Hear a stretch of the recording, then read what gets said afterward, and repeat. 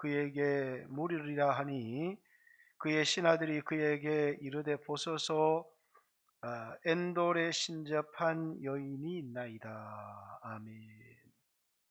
할렐루야. 우리 옆사람과 잘 오셨습니다. 이렇게 인사 한번 하겠습니다. 잘 오셨습니다. 어, 오전 예배에도 많은 성도들이 왔는데 건강이 약하신 분들이 많이 오시고 또 건강하고 젊으신 분들은 또 많이 빠지시고 그렇습니다. 그래서 여러분들이 우리 교회 모든 성도들이 성령의 충만함을 얻을 수 있도록 기도했으면 좋겠습니다. 오늘 두 지도자의 모습, 두 지도자가 만난 위기를 이제 본문에 그려놓고 있습니다. 한 사람은 이제 이스라엘의 왕인 사울의 위기, 또 한 사람은 이제 이스라엘의 왕이 될 다윗의 위기, 이 두 왕의 위기가 이제 본문에 기록이 되어져 있습니다. 이 두 사람의 위기를 통해서 오늘 또 여러분과 저의 위기도 보기를 원하고 또 우리 한국교회의 위기도 보았으면 좋겠다 그런 생각을 합니다. 먼저 다윗이라고 하는 왕의 위기입니다. 그는 하나님께서 이스라엘의 왕으로 기름을 부음받은 자입니다. 기름 부음을 받았다라는 것은 선택을 했고 하나님이 지명했고 그것을 위해서 살도록 이제 사명이 주어진 그런 사람입니다. 근데 이제 이 다윗이라고 하는 사람이 하나님의 성령에 충만할 때는 나이가 어린데 골리앗을 보더니 전혀 두려움이 없습니다. 두려움. 여러분, 우리 신앙에 우리의 마음에 이 두려움이라는 걸 잘 살펴봐야 돼요. 어떤 때는 큰 문제를 만났는데 전혀 두렵지 않아요. 그러면 거기 하나님이 함께 하시는 거예요. 그런데 별 문제를 만나지 않았는데 너무 두렵고 떨려요. 그때는 자신의 신앙을 빨리 점검해 보아야 돼요.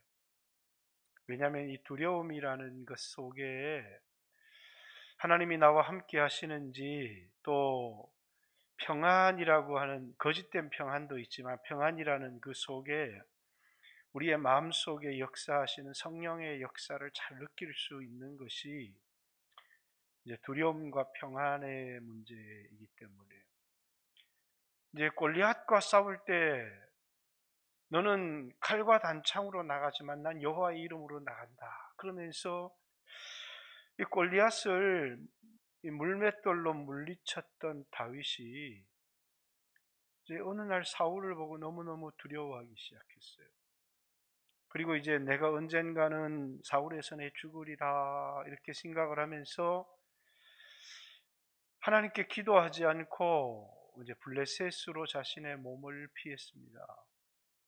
블레셋은 싸워야 될 대상인데 블레셋에 자신의 몸을 의탁하고 16개월, 1년 4개월 동안 시글락이라고 하는 성에서 평안을 누리면서 이제 블레셋의 왕 아기스에게는 이제 거짓말을 해요. 뭐라고 얘기를 하느냐면 어디 가서 침탈을 하고 오면 유대 땅에서 침탈을 해서 왔다. 그러면 아기스가 이제는 이제 다윗이 이스라엘 사람들과 적이 되었기 때문에 내 부하가 될 것이다 라고 이렇게 오해할 만큼 그러니까 이제 아기스와 다윗은 이렇게 큰 갈등이 없이 잘 지내게 되었는데 그렇다고 다윗이 이스라엘과 싸운 건 아니잖아요. 이스라엘과 싸워야 될 그러니까 피아가 식별이 안 되면 이제 그 큰 문제가 생깁니다. 신앙에서 우리가 교회가 싸워야 될 것은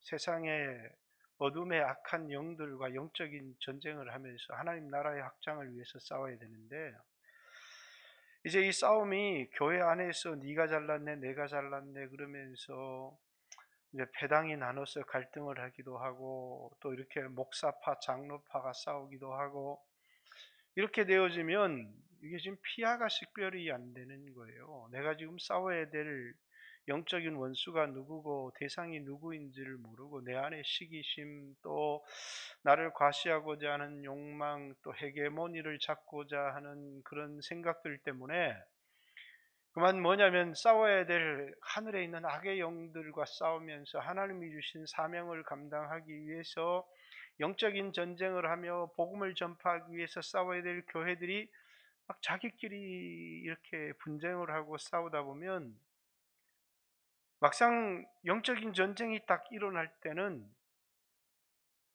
우리 자신이 있어 평안한 게 아니라 불안하기 시작한 거예요. 그게 오늘 사울에게 찾아온 불안이에요. 사울은 자신이 가지고 있는 군대나 모든 전력을 블레셋과 싸울 수 있도록 준비를 시키고 이렇게 이 블레셋은 쫓아내야 될 가나안 땅에서 쫓아내야 될 적이거든요. 이제 가나안의 7족속에 속한 것은 블레셋이 아니에요. 그렇지만 이 블레셋은 이 가나안 땅의 히타이트족들이 들어와서 거주를 하기 시작을 했는데 가나안 땅에 최초로 철기 문화를 가지고 들어온 히타이트족이에요. 근데 하나님은 그들을 물리칠 수 있도록 강력한 은사를 가진 사람을 보냈는데 그 사람이 누구냐면 삼손이에요. 삼손. 삼손은 이제 여러분 그 사사기서 이제 13장, 14장, 15장, 16장 읽어보면 막 가사라는 데도 나오고 이렇게 나오잖아요. 전부 다 뭐냐면 블레셋 지역의 땅들이에요. 그래서 하나님이 삼손을 보내서 이 블레셋을 물리칠 수 있도록 강력한 그런 힘을 가진 사람을 보냈는데 이 블레셋과 싸우는 게 아니라 블레셋 여자한테 빠져서 정신을 못 차리는 거예요. 근데 이제 삼손이 싸워야 될 사람은 이스라엘 백성들이 아니에요. 근데 이스라엘 백성들이 뭐냐면 블레셋의 편에 들어가지고 삼손을 결박하려고 하니까 삼손이 너희하고 나하고는 싸울 대상이 아니니까 너희가 나를 공격하지 않기로 맹세를 해라. 그래서 이제 포박이 되어서 이제 블레셋에 끌려가는데 거기에 있어서 이제 포승줄이 막 풀어지면서 이제 당나귀 턱뼈를 들고 블레셋을 막 쳐 죽이는 장면들이 이렇게 나오죠. 그러니까 이게 이제 싸워야 될 사람들이 아닌 함께 힘을 합쳐서 블레셋을 물리쳐야 될 사람이 한 사람은 블레셋의 여자에 빠져 있고 한 사람은 블레셋의 해유에 빠져 가지고 삼손을 포박하려고 하고 있고 이런 상황 속에서 전혀 이 블레셋을 정복하지를 못합니다.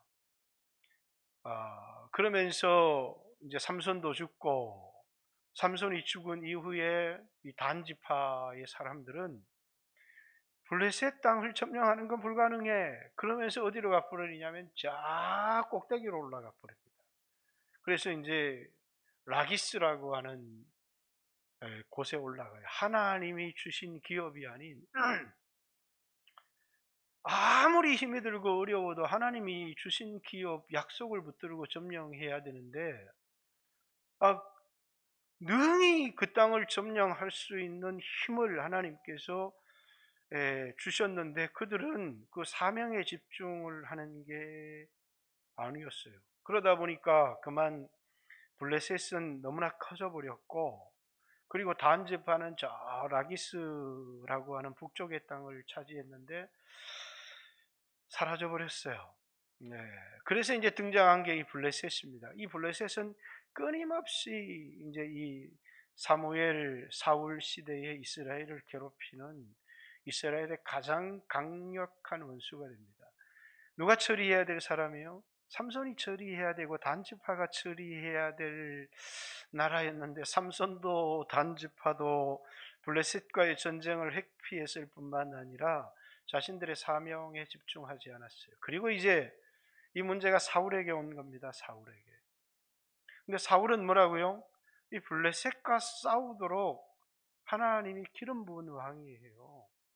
그런데 이 블레셋과 싸우는 것이 아니라 자기 자신을 위해서 자신의 자리를 위협하는 그 다윗을 쫓아다니다가 20년 동안 다윗을 쫓아다니는 거예요. 이 사울의 그 왕위가 40년이었는데 그 40년 중에서 다윗을 쫓아다닌 횟수가 20년 쫓아다닌 20년. 그러니까 그 20년을 블레셋과 싸우고 군대를 정비하고 이렇게 하면서 하나님의 사명에 집중하고 기도하고 영적인 군대를 길러내고 이렇게 해야 되는데 해야 될 일은 안 하고 하나님 나라를 위해서 하나님이 맡기신 사명 감당을 안 하고 자기를 위해서 어떻게 하면 내 자리 지키지 이러면서 사울을 쫓아다니다가 20년의 시간을 허비를 한 겁니다. 그러니까 이제 블레셋과 이 일전을 앞두고 그는 떨기 시작하는 거예요. 왜? 자신이 없거든요. 하나님이 도와줄 것이라고 하는 자신도 없고 자기가 하나님 나라에 하나님이 보냄을 받은 수장으로서 리더로서 그렇게 이 군대를 진두지휘한다는 확신도 없어요. 그리고 이미 하나님이 그를 버리셨고 하나님이 버리셨다는 이야기 속에는 뭐냐면 하나님이 꿈으로도 우림으로도 둠빔으로도 선지자로도 그에게 일체 말하지 않습니다. 하나님 말씀이 들려오고 그것이요 나한테 깨달아지면 내 상황이 아무리 힘들고 어려워도 담대해요. 그러니까 다윗이라는 사람도 막 기도가 살아있을 때는 담대하잖아요.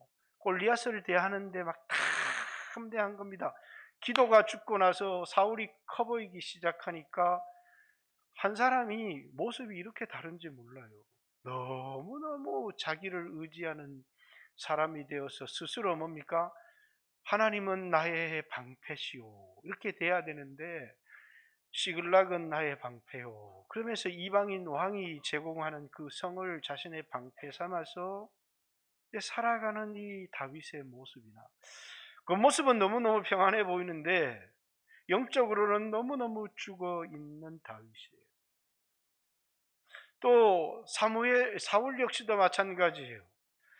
하나님께서 왕위의 시간들을 주었는데 그 시간 동안 자신에게 주어진 것이 하나님의 백성을 지키고 하나님 나라를 확장하고 영적인 군대를 양육하고 이렇게 해야 되는데 자기를 위해서 자신의 왕의 자리를 지키기 위해서 하나님의 군대를 가지고 내도록 다윗을 추적하는 일만 하다가 시간을 다 보내는 거죠. 오늘날 교회도 하나님 나라의 확장, 그의 나라와 그의 의를 구하라는 그 기도를 가지고 교회가 하나 되어서 하나님 나라를 확장하고 영적인 군대를 양육하고 하나가 되어지면 어떤 일을 만나도 하나도 두려울 게 없는데 교회가 그런 일을 하지 않고 관심이 뭐냐면 하나님 나라를 확장하고 주신 사명에 관심이 있는 게 아니라 내 체면, 내 자리 이런 데 관심을 가지고 있고 교회 안에서 신앙생활을 하다 보니까 누가 내 체면을 건드렸고 누가 내 자리를 건드렸고 내 권리에 손을 대는 것 같고 이러니까 거기 상처를 받아서 목사파, 장로파 싸우기도 하고 교회 안에서 편이 나누어져서 너무너무 육신적인 교회가 되어져 버린 거죠. 그럴 때 뭐라고요? 이제 자신의 인생에 위기가 탁 찾아와요. 그런 분들이 막 소리를 높이고 하나님 내 편이라고 그러다가 자신의 인생에 위기가 딱 찾아오면 쫄아서 떨어요. 그게 하나님이 나와 함께 하지 않는다는 증거예요. 왜 쫄아서 떨어요? 지금까지 산 게 날마다 주님을 위해서래. 그런데 주님을 위해 산 게 없어요. 다 자기를 위해 산 것밖에 없거든요. 그러니까 지금 평안한 것 같을 때는 막 큰 소리를 치는데 진짜 위기가 찾아온 거예요. 그러니까 너무너무 떨리는 거예요. 그러니까 서울에 어떤 분이 가더니 버스를 타니까 이제 버스 뒤에 이렇게 붙어 있더라고 그러잖아요. 장로 권사님 환영합니다. 어느 술사 이렇게 붙어 있더라고 그러잖아요. 그 왜? 평안이 없거든요. 누구에게 가서 물어야 되는데 사울이 그런 겁니다. 그러니까 뭐예요? 이게 사무엘이 죽었을 때 사무엘은 이제 박수라든지 점장이 무당 너무너무 싫어했거든요. 그래서 사무엘의 죽음에 그걸 기념해서 모든 많은 점쟁이들을 다 쫓아냈어요. 그걸 보면 하나님이 정말 기뻐할 것 같은데, 근데 하나님은 더 이상 우림으로도 둠빔으로도 선지자로도 꿈으로도 사울에게 말하지를 않는 거예요. 여러분, 여러분의 인생에 말씀이 들려오지 않을 때가 가장 큰 위기입니다. 말씀 없어도 나 지금 직장도 있고 뭐 사람 관계도 원만하고 아무 문제가 없어. 그런데 은혜를 못 받을 때가 있어요. 말씀의 은혜를 못 받을 때. 그죠? 여러분, 이제 이게 교회에 제가 이렇게 한번 보잖아요. 설교 시간에 꼬박꼬박 졸아요. 그럼 우리 집사람이 그 사람 보고 꼭 기도합니다. 그 사람 설교 시간에 졸더라. 그럼 꼭 기도를 해요. 근데 그게 회복이 안 돼요. 한 1년 정도 돼요. 그 사람에게 꼭 위기가 오거나 신앙에 큰 어려움을 당해요. 왜 그러냐? 이 하나님의 말씀이 나한테 들려와야 되고, 말씀을 먹어야 영혼이 사는데, 근데 하나님이 말씀하지 않는 거예요. 자기가 말씀을 못 듣거나 하나님의 말씀이 자기에게 들려오지 않을 때 그 큰 위기예요. 하나님이 우리에게 주시는 은혜를 거두시는 가장 큰 거는 뭐냐면 우리에게 더 이상 말씀하시지 않는 거예요. 다른 사람들은 막 목사님 설교 듣고 은혜 받았다고 울고 하는데 나는 아무런 감흥이 없고요. 그냥 맹숭맹숭한 겁니다. 그때가 가장 큰 위기예요. 왜? 영적인 감각을 다 잃어버렸기 때문에. 그런데 내 삶은 아무런 문제가 없어요. 이제 사울 왕에게도 아직도 왕의 자리도 든든하고 하지만 하나님 말씀이 없어요. 이제 블레셋과의 큰 대전을 앞두고 있는데 마음이 불안하기가 그지없어요. 이 전쟁은 해보나 안 해보나 이건 끝이 나는 거예요. 여러분 마음이 불안합니까? 그럼 여러분 하나님 앞에 나와서 뭘 잘못했는지를 돌아보고 회개하고 하나님과 영적인 교제를 빨리 회복해야 돼요. 하나님의 음성을 들어야 되고. 근데 그 불안한 마음을 뭐냐면 사람들에게 위로를 얻으려고 한다거나 그 불안한 마음을 다르게 해결을 하려고 하면 이 영적인 불안함은 하나님과의 관계 회복에서만 다시 한번 뭐라고요? 나 돈 많아. 이게 아니라 하나님의 음성이 들려오고 하나님과의 관계를 회복함을 통해서 회복해야 될 평안이에요. 그런데 이 불안함을 하나님과의 관계로 회복이 안 되니까 점쟁이를 찾아가는 거예요. 그것이 사울의 결정적인 죽음을 가지고 와요. 그래서 역대상 10장에 보면 11장이죠. 하나님이 사울을 죽이신 이유가 뭐라고요? 하나님께 묻지 않고 신접한 자에게 물었기 때문에 하나님께서 사울을 죽이셨다 이렇게 얘기를 해요. 귀신에게 묻는 행위를 시편 106편에 살아계신 하나님께 묻지 아니하고 죽은 자에게 묻느냐 이렇게 하나님께서 책망하시죠.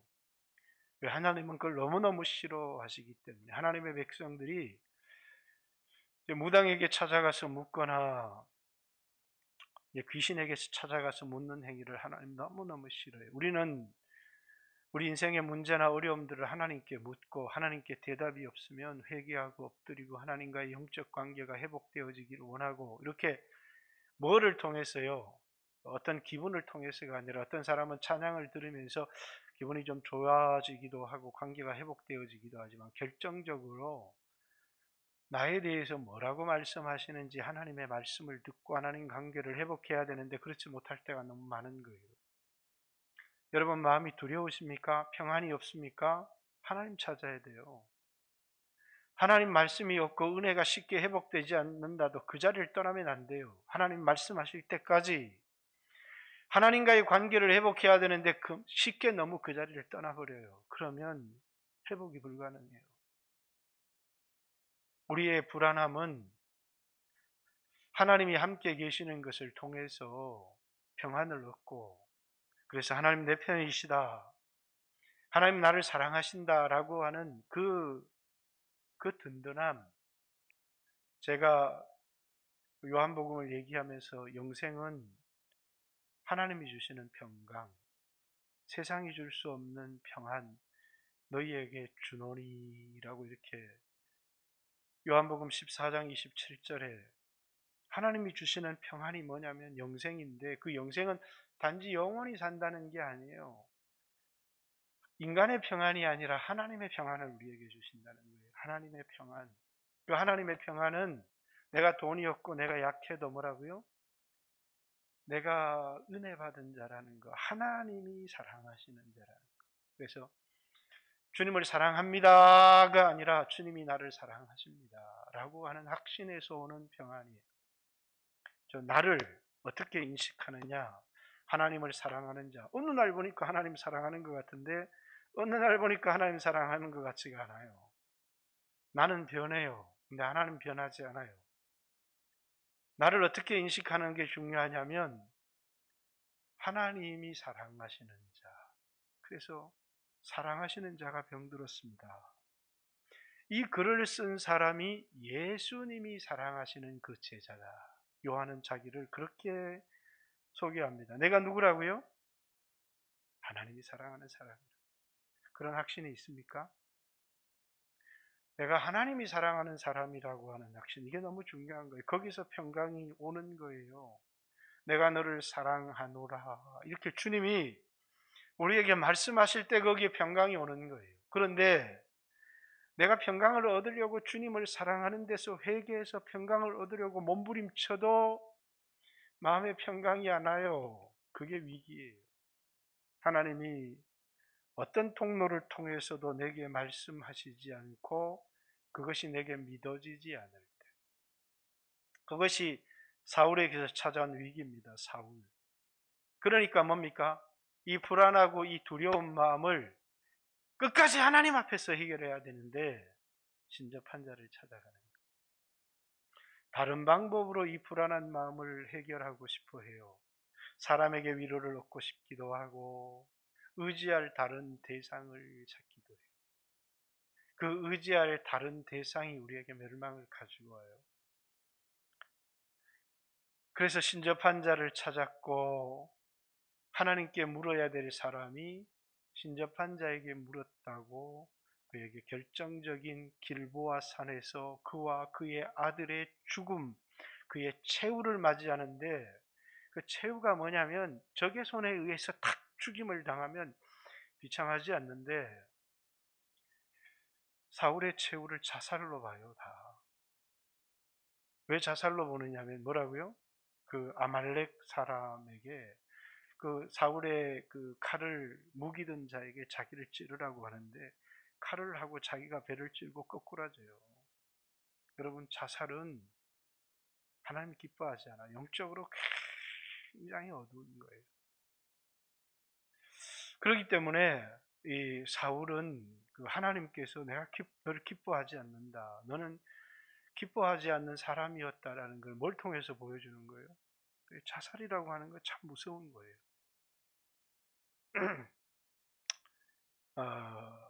다윗을 한번 돌아볼까요? 다윗은 기도가 끊어졌어요. 기도가. 그런데 자기가 지금 실패하고 있다는 걸 전혀 알지를 못해요. 왜? 평안하니까.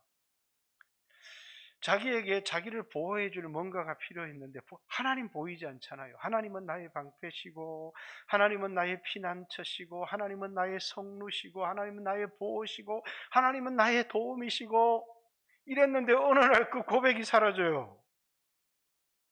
하나님이 나의 방패라더니 하나님이 나의 보호라더니 하나님이 나의 도움이라더니 하나님이 나의 힘이라더니 갑자기 사울이 너무 커 보이기 시작하면서 결국은 사울의 손에 죽을 거다 그러면서 하나님이 아닌 다른 보호를 찾아 나서기 시작한 거예요. 엄청난 위기잖아요. 왜?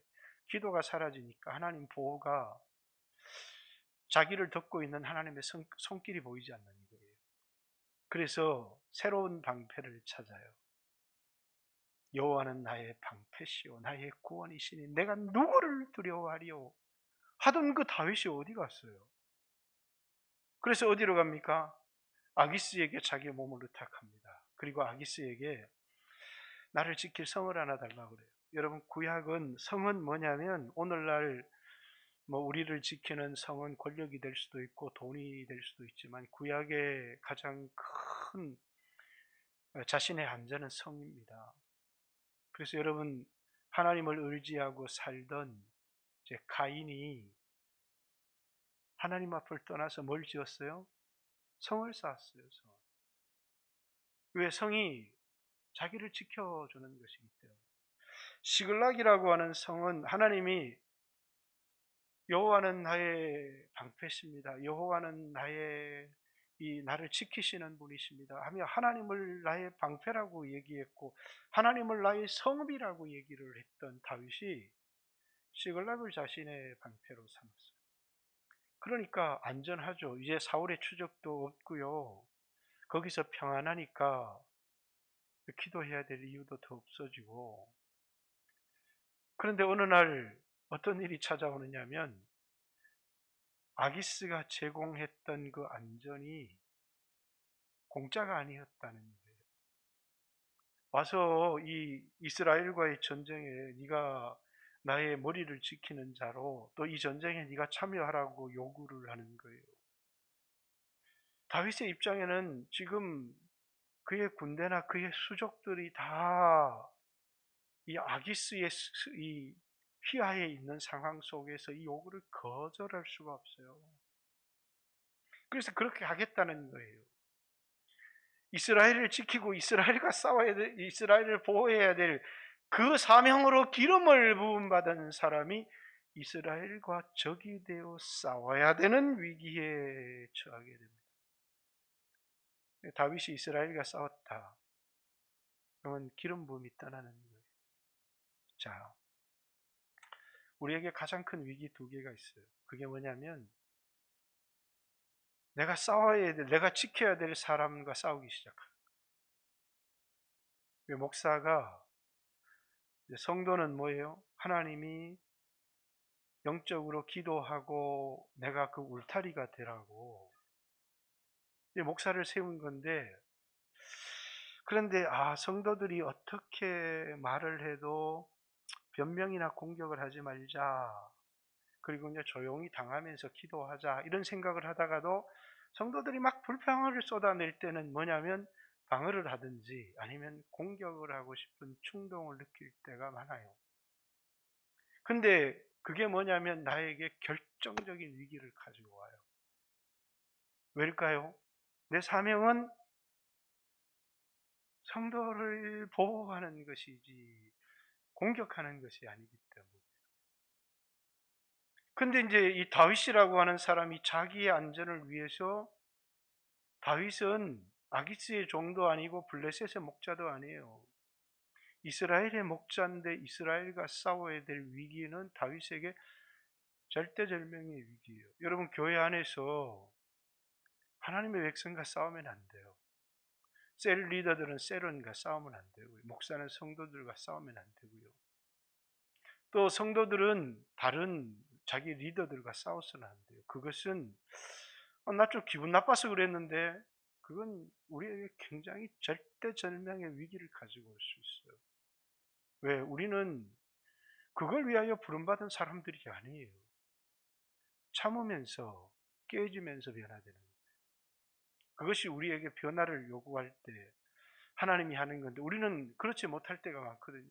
많은 사람들이 교회 와서 내가 세상에서도 참았는데 내 교회까지 와서 참아야 되느냐 이렇게 말하는 사람, 세상에 참지 마세요. 세상에는 들이 싸워도 깜빵에 가도 그건 하나님 앞에 큰 문제가 되지 않을 수 있어요. 그러나 교회 안에서의 갈등은 큰 위기를 가지고 올 수 있어요. 영적으로. 근데 하나님이 이 보이지 않는 손길이 아주 놀라워요. 아기스의 군대에 편성하러 갔는데 거기 이제 아기스의 방백들이 다윗을 알아봐요. 이 양반 그 블레셋의 그 거인이었던 골리앗을 죽인 사람인데, 그러면서 이 사람 믿을 수 없지 않느냐, 전쟁이 일어났을 때 이스라엘의 첩자가 되면 어떡하겠느냐라고 방백들의 강한 다윗을 향한 거부 반응. 아기스는 다윗을 믿었어요. 왜? 유다와 싸우고 왔다고 하니까 이 사람이 나의 머리 지키는 자가 되어질 거라고 하는 그런 믿음을 가지고 이제 내 편이 되어서 싸울 거다 생각했는데 방백들의 반대에 부딪히게 돼요. 하나님의 은혜예요. 그래서 너는 돌아가서 이 전쟁에 참여하지 마라. 그러니까 이게 아무런 문제가 없는 것처럼 이제 이 위기는 넘어섰는데 딱 돌아가니까 블레셋이 모든 걸 다 뺏어간 거예요. 가족도 재산도 모든 걸 탈취해서. 그때서야 뭡니까? 다윗이 정신이 드는 거예요. 내가 지금 이 평안을 누리고 아무 문제 없이 시글락이라고 하는 이 성을 방패 삼아서 사는 것은 잠시 쉬는 것이고 좋은 것이라고 생각했는데, 하나님을 의지하지 않고 아기스를 의지하고 시글락이라고 하는 성을 방패 삼아 살아가는 그 삶은 하나님이 결코 원하는 삶이 아니고 영적으로 자신에게 문제가 있다는 사실을 뭡니까? 모든 것을 잃고 나서야 깨달아요. 여러분, 영적으로 죽어 있을 때 우리는 아무것도 몰라요. 그런데 어느 날 갑자기 코로나가 터지고 어느 날 갑자기 문제가 생기더니 하나님이 훅 불어버리시는 거예요. 내 소유가 한꺼번에 다 날아가 버렸어요. 근데 얼마나 당황스러워요. 두 아내도 가지고 있었던 재산도 다 날아갔는데 더 당황스러운 건 뭡니까? 이제 나만 잃은 게 아니고 부하들도 가족을 다 잃었거든요. 그럼 부하들이 이렇게 서로를 위로하고 이렇게 해야 되는데 부하가 돌을 들고 다윗을 치려고 하는 겁니다. 그럼 다윗이, 야, 니만 잃었어, 나도 잃었어 임마, 이러면 큰일 나는 거예요. 다윗만 잃은 것도 부하들만 잃은 것도 아니잖아요. 가장 많이 잃은 사람은 다윗이에요. 그때 뭡니까? 막 나도 지금 막 너무 힘들어 죽겠는데 부하들이 막 돌을 들고 다 니 때문이야. 그러면서 이때까지는 뭐 목사님 이러고 대장님 이러다가 갑자기 자신들의 가족을 잃었고 자신들의 소유에 손해가 왔다고 돌을 들고 다윗을 치려고 하는 겁니다. 다윗이 너무너무 급해진 거예요. 그때서야 하나님 앞에 바싹 엎드리기 시작합니다. 기도가 회복되기 시작하는 거예요. 여러분, 여러분의 실패를 깨닫는 게 굉장히 중요해요. 난 괜찮아요. 그런데 하나님과의 관계에 실패했다는 사실을 뭡니까? 어느 날 내 모든 소유가 사라지면서 보니까 가장 의지하고 가장 사랑하고 가장 가까이 했던 사람이 내게 등을 돌리기 시작합니다. 나를 비난하기 시작합니다. 그때서야 뭡니까? 내가 실패했구나, 잘못 살았구나 라는 것.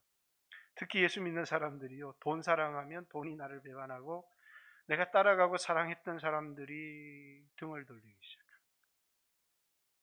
내가 하나님을 의지하고 하나님을 사랑한 게 아니었구나. 내가 정욕에 눈이 멀어 있었구나. 내가 세상 사랑에 눈이 멀어 있었구나라는 사실, 나의 실패를 그때서야, 이쯤은 괜찮아. 뭐 누구나 돈 좀 있어야 되고 돈을 사랑하는 건 뭐 큰 문제 되지 않잖아. 그러다가 어느 날 돈이 다 날아가는 그 순간에 내가 돈 때문에 하나님 배신했구나. 내가 그토록 자식을 위해서 살았는데 자식이 어느 날 부모에게 손가락질을 하면서 나한테 해준 게 뭐가 있습니까? 이렇게 대들기 시작할 때 그때서야 나는 내 전생애를 걸고 자식을 사랑했는데 내가 자식을 잘못 키운 거였구나 라는 나의 실패를 그때서야 깨닫기 시작하는 거죠. 다윗이 하나님 앞에 그때서야 엎드리기 시작했습니다. 제사장을 불러서 묻기 시작해요. 하나님, 이제 뭐라고 말하든지, 아말렉 사람들이 다 했으면 묻기 전에 쫓아가야 돼, 쫓아. 그런데 하나님 뭐라고 말하든지 하나님 말씀하신 대로 하겠습니다. 쫓아가면 미치겠습니까? 그 말은 하나님이 자, 여기서 포기해라. 그러면 포기하겠다는 뜻이에요. 근데 하나님이 쫓아가라 이렇게 말씀하십니다. 손을 다해서 600명을 데리고 쫓아가는데 200명은 중간에 도중에 탈락해요. 400명이 끝까지 중간에 또 이용당한 아말렉 사람을 만나서 그의 안내를 받아서 빼앗겼던 모든 것을 찾아 회복하기 시작합니다. 뭐에서부터요? 기도의 회복에서. 하나님과의 영적인 교제 회복에서부터 하나님께 묻기 시작하고 하나님 말씀대로 하기로 결단하면서부터 그의 삶이 다시 회복되기 시작합니다. 여러분, 오늘 여러분과 저의 위기도 한번 잘 들여다보세요. 하나님과의 관계에 실패해서 그래서 내 생애에 어떤 문제가 생겼을 때 너무너무 두려워요. 그 두려움을 하나님 앞에서 해결하고 계십니까? 우리는 누구나 사울 같은 일을 겪을 수 있어요. 그러나 그만 하나님이 꿈으로도 우림으로도 둠빔으로도 하나님이 말씀해 주지 않아요. 하나님은 우리가 언제든지 찾아가면 헤헤헤 웃으면서 우리를 맞이해 주시는 분이 아니에요. 하나님도 분노하시고 하나님도 뭡니까? 우리를 향하여 때때로는 말하고 싶지 않을 때가 너무 많았어요. 20년을 사울이 하나님을 찾지 않고 하나님 말씀을 듣지 않다가 다윗만 쫓아다니다가 자기만 위해서 살다가 급한 일을 만나니까 하나님 말씀하지 않으세요. 그러면 1년이라도 엎드려야죠. 하나님 말씀하실 때까지. 하나님 말씀하실 때까지. 저는 하나님 말씀하시지 않으면 저는 움직이지 않겠습니다. 주님 말씀하시면 내가 나아가리다. 주님 뜻이 아니면 내가 멈춰서리다. 나의 가고 서는 것 주님 뜻에 있으니 오 주님. 이 찬양을 할 때마다 늘 생각나는 분이 계세요. 그분이 부산 서부교회 백영희 목사님. 늘 그런 얘기를 하셨어요. 나는 하나님이 가라고 하면 가고 하나님 서라고 하면 섭니다. 그게 종의 자세이죠. 하나님이 가라고 하면 가고 하나님이 서라고 하고 서고 내 행동의 모든 근원은 내 욕망에서 나오는 것이 아니라 하나님 말씀에서 나오는 것입니다. 그래야 되는데 이게 하나님 관계 회복하는 것인데 불안하고 두려운 마음을 하나님 잠시 찾아보니까 새벽 기도 나와서 기도하니까 하나님 이렇게 얘기하면 하나님이 막 기쁘게 반겨주고 이제야 나왔느냐 이래야 되는데 갑갑합니다. 기도를 해도. 왜? 하나님이 감동을 안 주세요. 그러면 하나님 노여움이 풀릴 때까지 무릎 꿇고 기다려야 되는 거예요. 하나님 말씀하실 때까지. 근데 신접한 여인을 찾아가는 겁니다. 우리 안에 있는 불안함, 두려움들을 다른 방법으로 해결하면 안 돼요. 이건 하나님 앞에서 해결해야 되는 거예요. 오늘 여러분들은 여러분 안에 있는 불안한 두려움들 어떻게 해결하고 계세요? 하나님 앞에서 기도로 해결하고 계십니까? 하나님의 음성으로 해결하고 계십니까? 하나님과의 관계가 회복되어져 보세요. 아무리 큰 문제가 와도 두려움이 없어요. 하나님은 내 편이시다. 내가 두려워 아니하리로다 라고 하는 고백을 나는 요동치 아니할 것이고 나는 흔들리지 아니할 것이다. 왜? 하나님이 내 편이시기 때문이다. 라고 하는 다윗의 고백은 하나님과의 관계에서 나온 거였어요. 근데 그 관계가 흔들리기 시작하잖아요. 사울도 그런 때가 있었습니다. 그러나 그만 그는 하나님과의 관계 회복보다 다른 것을 찾아갔어요. 다윗 결정적인 순간에 하나님의 은혜로 이스라엘과의 전쟁을 피했어요. 그러나 그는 자신의 실패를 깨달았어요. 뭐를 통해서요? 모든 것을 잃어버림을 통해서 지금까지 살았던 16개월의 평안한 삶이 거짓된 평화였고 잘못된 신앙이었다는 것을 깨달았어요. 그리고 하나님 앞에 엎드리기 시작합니다. 뭘 말씀하시든지 그대로 하겠습니다. 그리고 그는 말씀에 순종했는데 잃어버렸던 모든 것들을 회복하고 하나님과의 관계를 회복하기 시작하는 거예요. 우리의 신앙의 본질은 여기에 있어요. 하나님과의 관계. 하나님이 나의 힘이 되어지는 삶, 그것이 하나님 말씀대로 살아가는 삶에서 하나님과의 관계가 관념이라면 하나님 나의 힘이 되지 않아요. 그런데 기도를 통해서, 말씀을 통해서 하나님과의 관계가 실제화될수록 하나님은 나의 힘이 되기 시작해요. 사랑하는 성도 여러분, 이 코로나 시기에 여러분과 저도 시글락이 우리의 삶에 없는지 돌아봐야 되겠어요. 시글락이라고 하는 헛된 평화 속에서 하나님과의 관계를 소홀히 여기며 살아가고 있지 않은지, 어느 날 시글락 안에서의 평화는 거짓된 평화였다는 것, 그것이 나에게 하나님 가까이 나가고 하나님을 의지하고 기도하고 엎드리는 것을 방해했다는 사실을 알게 될 것입니다.